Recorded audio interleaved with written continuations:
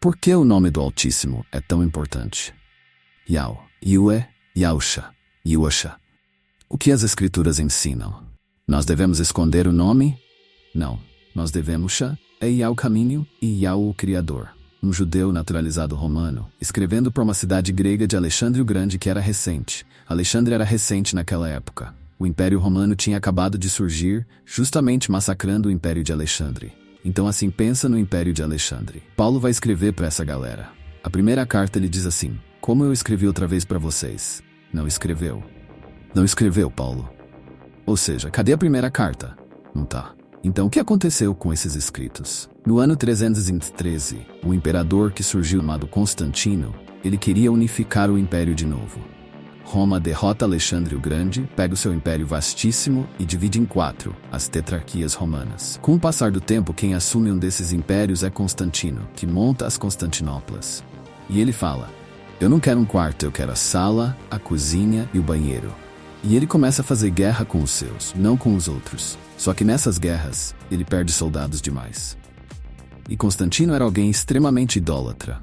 Adorava Semiramis, adorava Deus Invicto, que era um deus bebê.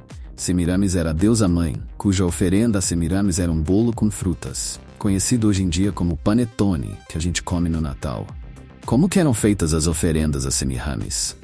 Você colocava isso e o Deus Invicto embaixo de um carvalho, conhecido hoje em dia como árvore de Natal, e acendiam velas. E o Deus Menino, Deus Invictus, a data de comemoração era 25 de dezembro, Natal. Quem fez isso foi Constantino. Só que ele tinha toda essa vibe. E aí ele estava perdendo seus soldados. Ele não ia conseguir ganhar o império. O que ele fala? Qual é a maior população que cresce hoje? Os cristãos. Eu preciso deles.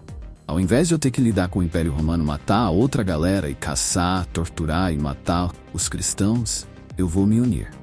Constantino aparece em 13:13 e diz: tive uma revelação enquanto estava dormindo, apareceu para mim um anjo e escreveu um X e um P. Todo batistébe da Igreja Católica tem esse X e esse P.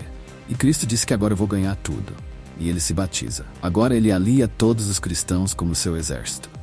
Ele cessa a perseguição aos cristãos, traz para cá. Ele precisa dar culto para essa galera. Ele precisa dizer: não, eu converti, mas ele não tinha se convertido. Então ele pega o Deus Menino Invictus e diz: Deus Menino Jesus. Ele pega Semiramis, coloca dentro do templo e diz Maria. Ele pega a data e diz Jesus nasceu aqui. E surge o Natal, agrega todas essas pessoas. E aí ele começa com uma avalanche de gente e ele domina sobre todo o império e se torna o imperador único. Mas ele tinha que produzir material. E aí ele começa, a mãe dele viaja até Israel e aí tenta identificar o lugar onde possivelmente Jesus nasceu e onde Jesus morreu. E ela constrói a capela, a Basílica do Nascimento, é o lugar do Gólgota. Tudo quem faz isso é a mãe de Constantino. E aí ele fala: a gente precisa da Bíblia. Então ele contrata pessoas e começa a trazer todos os escritos que as igrejas utilizaram. A partir desse momento ele diz: isso entra, isso não entra, isso entra, isso não entra. Ele com sua cúpula, ali surgindo o primeiro concílio, o concílio de Niceia no ano 325. Depois você tem Trento, e aí vai. A Igreja Católica tem mais de 21 concílios até hoje. Concílios justamente para inserir ou retirar, tipo a infalibilidade papal, o que o Papa diz é Deus dizendo. Isso já foi da Igreja, já tirou e agora tem de novo. São decididos em concílios. E aí Constantino, ele pega os textos mais conhecidos, agrupa e outros ele descarta. Por exemplo, o livro de Enoque, que é um livro muito citado no Novo Testamento, não entra na Bíblia. Todo mundo fala: por que não entrou? Nessa seleção foi tirado. E há alguns indícios de que parágrafos finais de livros foram adulterados. Quando você olha o original, a linguagem muda. Como não surtar diante disso tudo, vendo que a manipulação humana acabou criando a Bíblia? Existe um versículo que eu amo, que diz assim: o Espírito Santo zela pela sua palavra. Pode ser que coisas incríveis não tenham entrado, mas aquilo que entrou é suficiente para cumprir o papel da Bíblia. E qual é o papel da Bíblia? Só tem dois. Um no Antigo Testamento e um no Novo Testamento.